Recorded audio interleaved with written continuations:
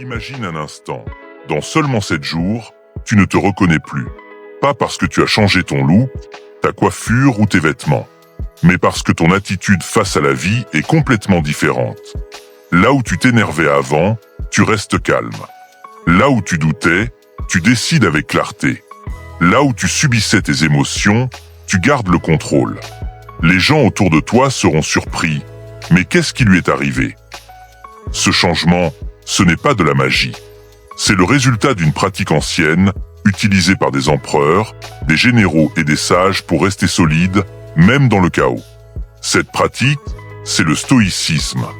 Et aujourd'hui, je vais te montrer comment l'appliquer à ta vie, en 7 jours, à travers 10 principes concrets. Mais avant de commencer, je veux que tu fasses une promesse. Va dans les commentaires et écris. À partir d'aujourd'hui, je reprends le contrôle de ma vie. Je suis stoïcien. C'est plus qu'une phrase. C'est ton premier acte de transformation.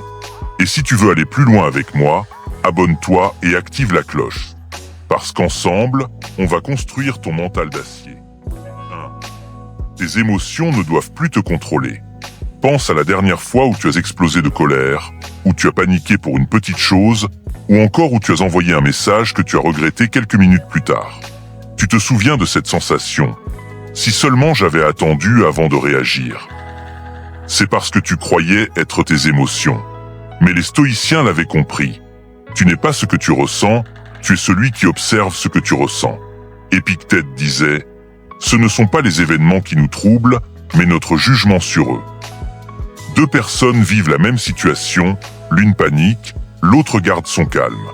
La différence? Leur interprétation. Alors, la prochaine fois qu'une émotion forte arrive, fais cet exercice.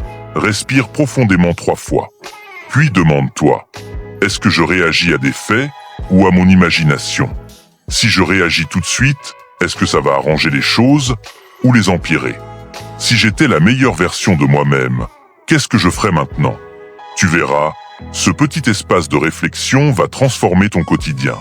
Tu vas gagner en respect et surtout, tu commenceras à te respecter toi-même. 2. Arrête de croire que tu es impuissant. Beaucoup de gens travaillent dur, mais ont l'impression de faire du surplace. Pourquoi? Parce qu'ils mettent toute leur énergie dans ce qu'ils ne contrôlent pas. Les autres, les circonstances, la chance. Résultat, frustration, colère, sentiment d'être coincé. Marc Aurèle disait « Tu as du pouvoir sur ton esprit, pas sur les événements. » Les stoïciens divisaient le monde en 2 catégories. Ce qui dépend de nous, nos pensées, nos choix, nos actions, et ce qui ne dépend pas de nous, les autres, le passé, l'avenir. Chaque matin, prends une feuille. Fais 2 colonnes. Ce que je contrôle et ce que je ne contrôle pas. Écris 3 actions concrètes dans la première et 3 choses qui t'inquiètent dans la seconde. Dans ta journée, chaque fois que tu sens la frustration monter, demande-toi, est-ce que ça vient de la bonne colonne? Tu verras, tu retrouveras immédiatement ton pouvoir personnel. 3. Ne laisse plus ton esprit t'inventer des drames. Avoue-le, tu t'es déjà fait des films dans ta tête. Tu imagines le pire. Tu repenses à des moments gênants encore et encore. Tu te crées des peurs qui n'existent même pas. Résultat, tu souffres 2 fois, une fois dans ton imagination, une fois dans la réalité. Sénèque l'avait dit, nous souffrons plus dans notre imagination que dans la réalité.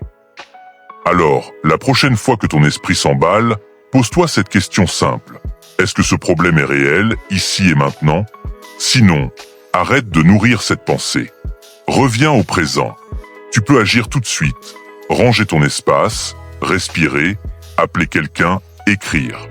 Si le problème est réel, prends la plus petite action possible et fais-la immédiatement. Tu verras ton anxiété diminuer comme par magie. 4.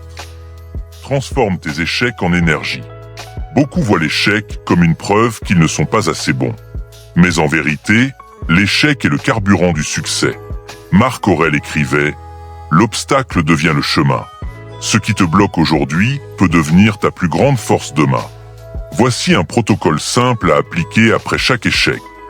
Respire et accepte la réalité, sans te juger. Cherche la leçon et écris-la noir sur blanc.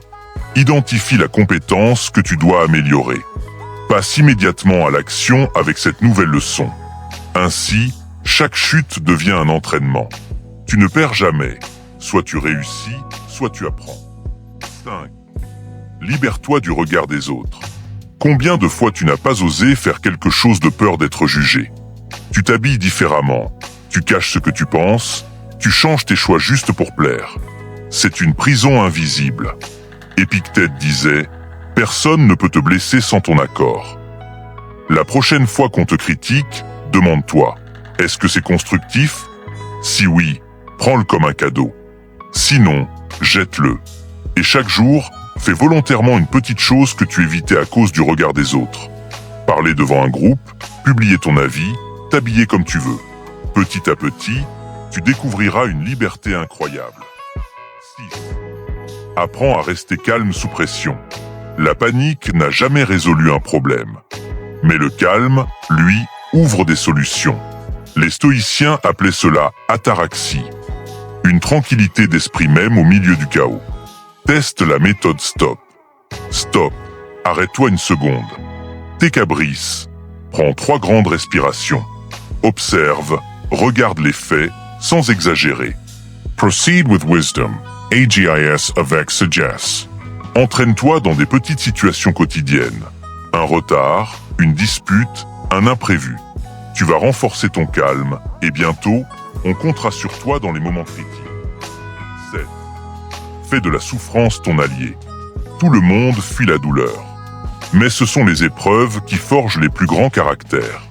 Épictète, qui avait connu l'esclavage, le répétait. Ce n'est pas ce qui t'arrive qui compte, mais comment tu y réagis. Chaque fois que tu souffres, demande-toi, quelle leçon est cachée ici? Quelle qualité dois-je développer? Patience, courage, persévérance, et passe à l'action avec cette idée. Tu peux même t'entraîner volontairement à l'inconfort. Prends une douche froide, marche sans ton téléphone, réveille-toi plus tôt. Tu découvriras une force en toi que tu n'imaginais pas. 8. Décide avec clarté et confiance. Beaucoup perdent un temps fou à hésiter. Ils cherchent la décision parfaite. Mais elle n'existe pas. Marc Aurèle ne cherchait pas la perfection, il agissait selon ses valeurs. Clarifie tes 3 valeurs principales. Quand une décision arrive, demande-toi, quelle option respecte le plus mes valeurs? Ensuite, imagine ton moi idéal dans 10 ans. Que ferait-il? Puis tranche. Fixe-toi aussi des délais. 2 minutes pour une petite décision, 24 heures pour une moyenne, et plus seulement pour les grandes. Tu deviendras plus efficace et surtout plus respecté. 9. Choisis bien ton entourage. Ton environnement façonne ton caractère plus que tu ne l'imagines. Si tu passes ton temps avec des gens négatifs, tu le deviendras. Si tu passes ton temps avec des personnes ambitieuses et droites, tu évolueras naturellement. Demande-toi, qui m'inspire vraiment? Qui me tire vers le haut? Et qui m'épuise ou me tire vers le bas? Garde les premiers près de toi et éloigne-toi doucement des autres. Ton cercle est ton miroir. 10. Maîtrise ton esprit et tu maîtriseras ta vie. Tout part de là, ton esprit. Ni la chance, ni les événements, ni les autres n'ont autant de pouvoir sur ta vie que tes pensées. Tu n'es pas obligé de croire tout ce qui traverse ton esprit. Quand une pensée négative apparaît, pose-toi ces 2 questions. Est-ce réel? Est-ce utile? Sinon, laisse-la passer comme un nuage. Concentre ton énergie sur les pensées qui t'élèvent et t'aident à avancer. Les stoïciens s'entraînaient chaque jour à ce contrôle mental, car ils savaient, un esprit fort construit une vie forte. Conclusion, le défi des 7 jours. Si tu es arrivé jusqu'ici, c'est que tu fais partie de ceux qui veulent vraiment changer. Mais écoute bien, connaître ces 10 principes ne suffit pas. La transformation arrive uniquement si tu passes à l'action. Alors voilà le défi. Applique ces 10 pratiques chaque jour, pendant 7 jours. Ce sera dur. Ton ancien toi va résister. Mais si tu tiens, tu verras émerger une nouvelle version de toi. Plus calme, plus confiante, plus forte. Si cette vidéo t'a inspiré, like, abonne-toi et partage-la avec quelqu'un qui en a besoin. Et surtout, écris en commentaire ce que tu as vécu dès ton premier jour. Ensemble, on construit une communauté de personnes décidées à reprendre le contrôle de leur vie. Alors, Prêt à relever ton défi stoïcien?